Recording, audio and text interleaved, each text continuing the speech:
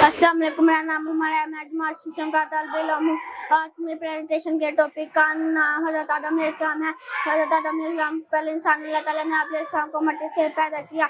हज़रत आदम अलैहिस्सलाम की सारी नस्ल का आगाज़ हुआ। हज़रत आपका लक़ब अबू बकर ने अल्लाह ताला के चुने हुए हैं। अल्लाह ताला ने हज़रत आदम अलैहिस्सलाम को पैदा करने से पहले फिर के साथ हज़रत आदम अलैहिस्सलाम को दर्ज का जिक्र किया कि मैं ज़मीन में एक खलीफा नाइब बनाने वाला हूँ। फिर ने अर्ज़ किया कि आप ऐसे मखलूक बनाएंगे जो ज़मीन में फसाद मचाएगी और खून की लहर बहाएगी।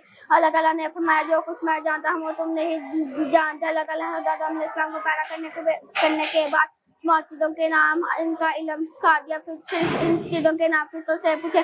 फरिश्तों ने इन चीज़ों के नाम ना बता सके। हज़रत आदम अलैहिस्सलाम ने फरिश्तों को इन चीज़ों के नाम बता दिए क्योंकि अल्लाह ताला ने हज़रत आदम अलैहिस्सलाम को इल्म के लिहाज से फजीलत अता फरमाई थी।